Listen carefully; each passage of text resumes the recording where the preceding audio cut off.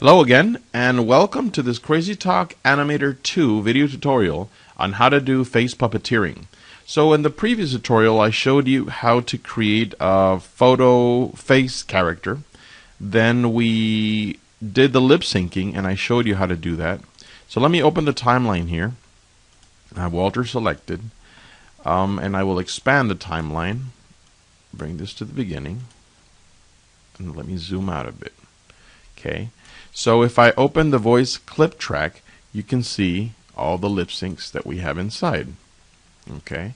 So I took the time to clean up the lip syncs and make sure that we have those silences and the none and everything else. Okay.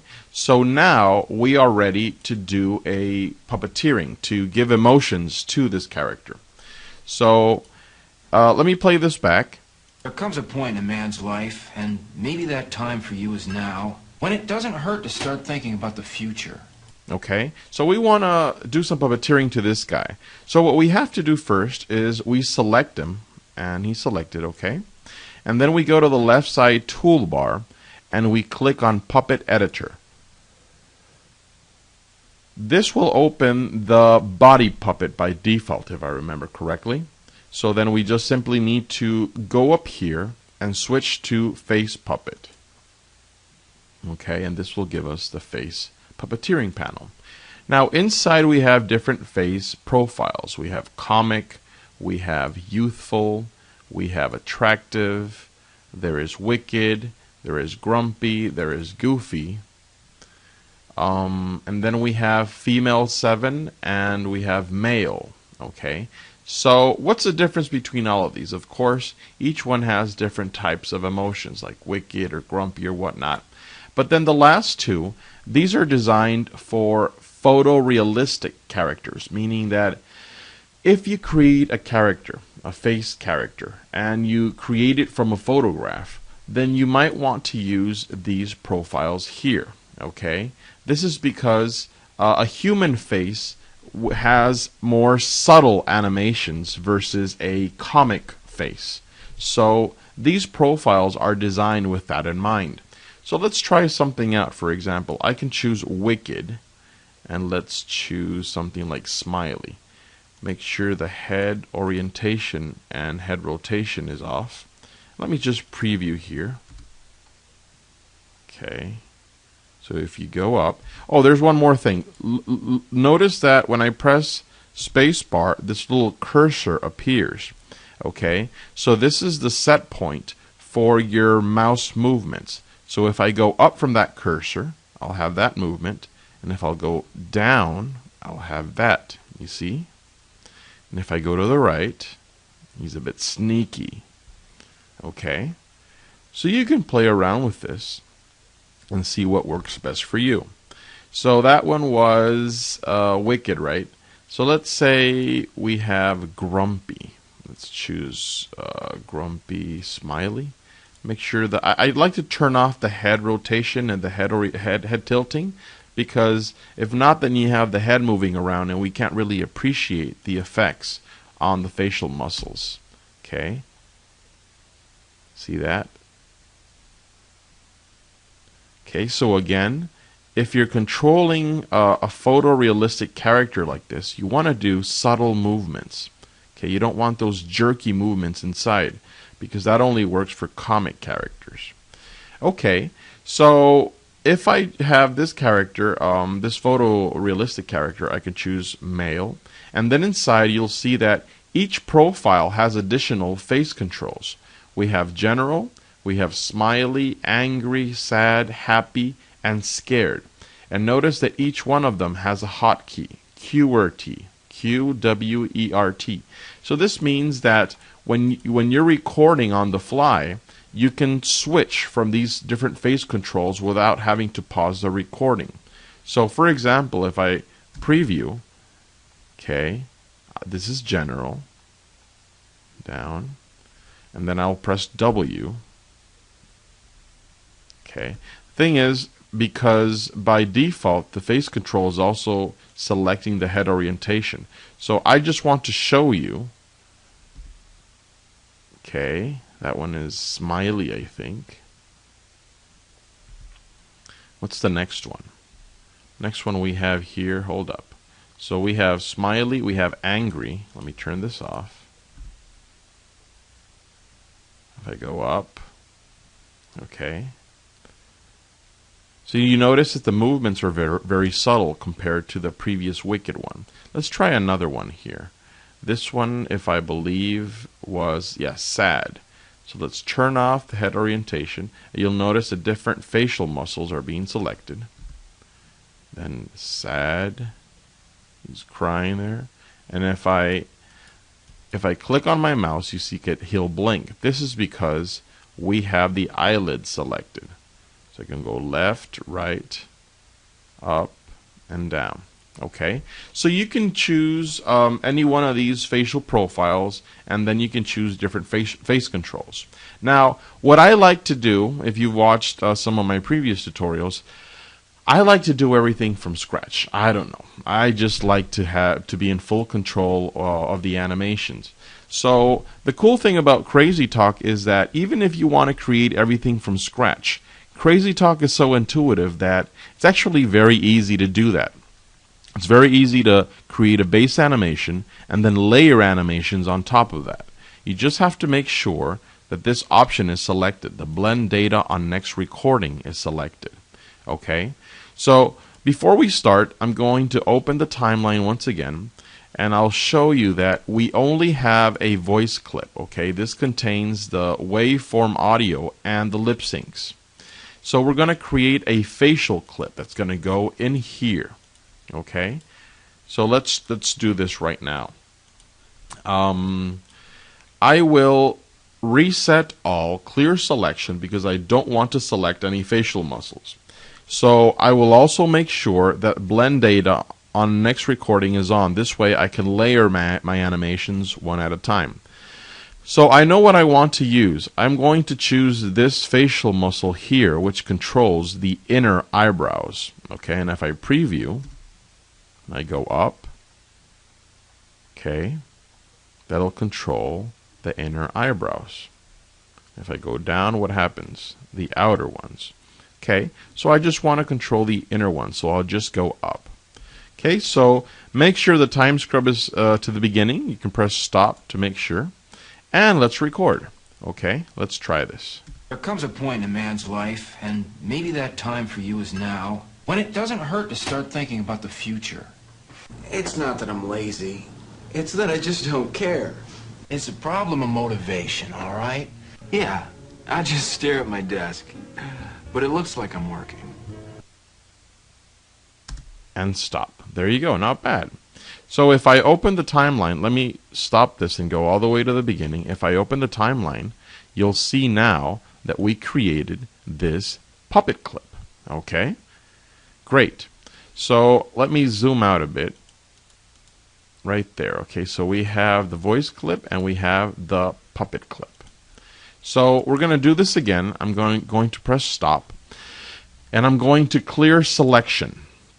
And this time around, I want to control, let's say, his cheeks here. I want him to smile at the end.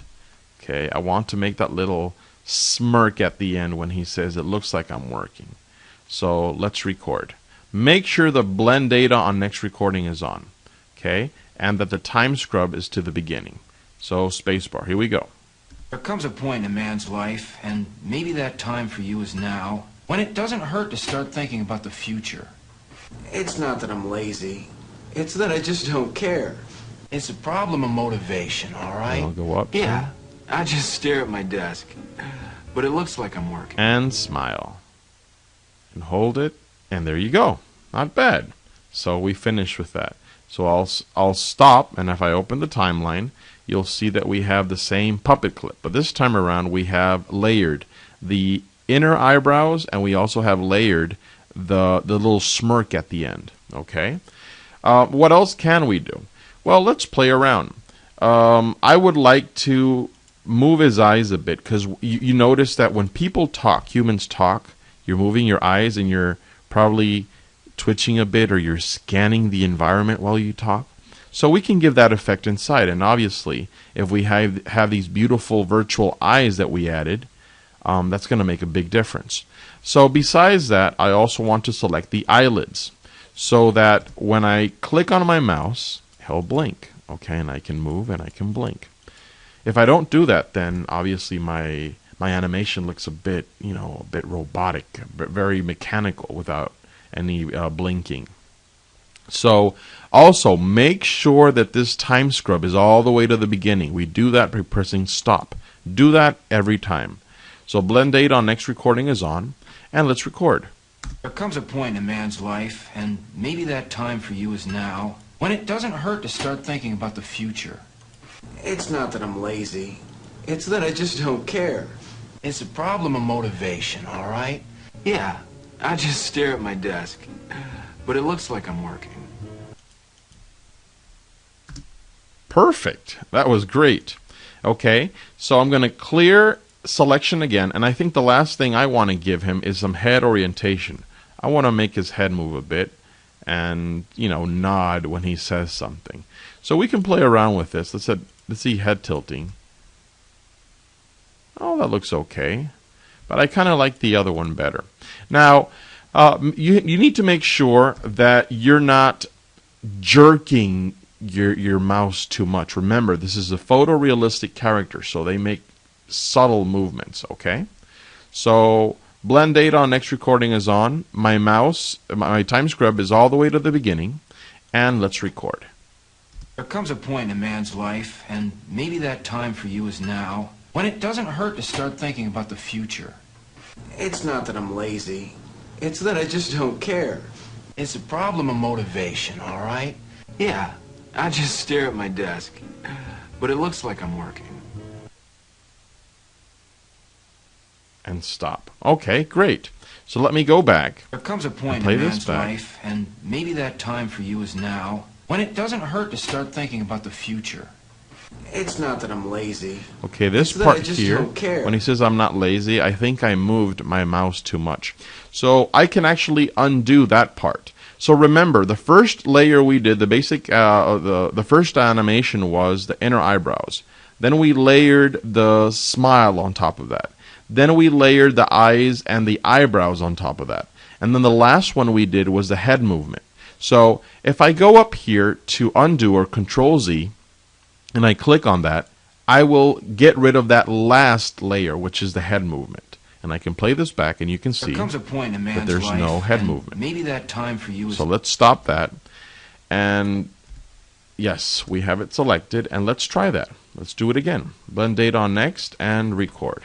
There comes a point in a man's life, and maybe that time for you is now, when it doesn't hurt to start thinking about the future. It's not that I'm lazy. It's that I just don't care. It's a problem of motivation, all right? Yeah, I just stare at my desk. But it looks like I'm working. And smile. Stop. There you go. Perfect. So I think we're done with our animation right there. There comes a point in a man's life, and maybe that time for you is now, when it doesn't hurt to start thinking about the future. It's not that I'm lazy. It's that I just don't care. It's a problem of motivation, all right? Yeah, I just stare at my desk. But it looks like I'm working. Okay, great. So the last part I'd like to show you is basically the difference again between an image-based character and a sprite-based character. So when we have an image-based character like this, Crazy Talk will basically morph and stretch the pixels. Okay, so if we open the timeline, we see that we have the voice clip and we have the facial clip. Okay, so the facial clip is where we were dropping in all the emotions and the personality and the mood to your character, and the voice clip is where we were using to do all the lip syncs. Now, when we use an image-based character, then Crazy Talk is able to animate the lips while at the same time give it a sad expression or a happy emotion through the facial clip. Why? Because it's stretching and morphing the pixels at the same time. So you're able to blend both the lip syncing and the mood that you're giving to this character. Okay? So you can do this with an image-based character. But when you're working with a sprite-based character like Walter here, then you're not able to do that. So let me go inside. Hold up. Characters. Where are my characters? I'll template. I'll go to characters all the way down. And let's replace Peter with the original Walter again. Okay, so this is the thing. This is what I would like to explain, that because Crazy Talk works with sprites, this character works with sprites. You have a collection of sprites for the mouth. Remember? Okay, these are all the sprites that we have inside for this character. Now, if you drop in, for example, a sad expression while he's talking, then obviously the lip sync is the one that will have priority. So when you have a sprite-based character, again, you have the lip syncs, okay? So these lip syncs inside have priority over the motion clip that you created. So, for example, if in the motion clip you were trying to make your character's mouth look sad and droopy, but the lip syncs are working and he's doing all the phonemes, then the top part, the phonemes, are going to have priority. They have hierarchy over the emotions that you're trying to give to your character. So in an image-based character like Peter, you could morph, and the software would actually blend that sad mood with those lip syncs at the same time while you're animating. But with a sprite-based character, you're unable to do that. Why? Because you have a set number of sprites, and these sprites are being used for the lip sync. So the best thing for us, the best thing to do is basically to set a mood at the very beginning. So let me move this forward just to have a little space here at the beginning. What I recommend is this. If you want to set a tone for your character, you want your character to feel sad, then in the beginning, you might want to take a second or half a second inside the facial clip to make your character look sad or look happy or whatever mood you want to give them. This sets the tone for the animation. Then you're going to start, once you set that tone, you do that first mood here, then of course the lip syncs will start and your other facial clips will start. And then at the end, you want to set the tone again. So you want your mood, then you want the lip syncs to run, and then you want to set the mood again. And this is going to be best for sprite-based characters. Okay? So what would I do?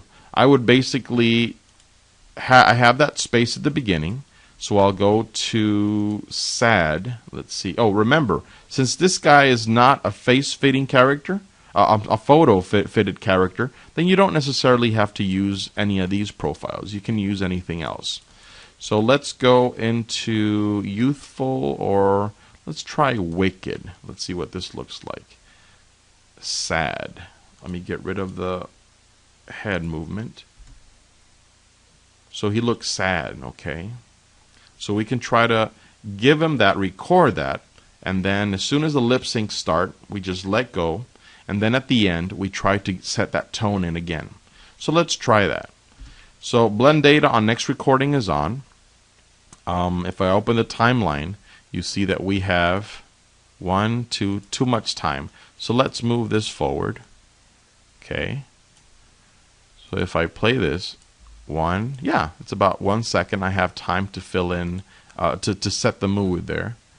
Okay, so stop. Yeah, we're good. Next recording, and let's try this. So immediately, I'm going to set the tone, make him look sad. There comes a point in a man's life, and maybe that time for you is now, when it doesn't hurt to start thinking about the future. It's not that I'm lazy. It's that I just don't care. It's a problem of motivation, all right? Yeah, I just stare at my desk. But it looks like I'm working. And sad again. Okay. So I should have let this run forward a bit. But you get the idea. So now, we have that complete motion clip where we set the tone, he was sad, then we let the facial clip run, and then at the very end we made him look sad again. Okay, so that's a little tip when working with sprite-based characters. Okay, people, so that's it. We hope you liked this tutorial, and we hope you can use this in your future animations. Thank you again.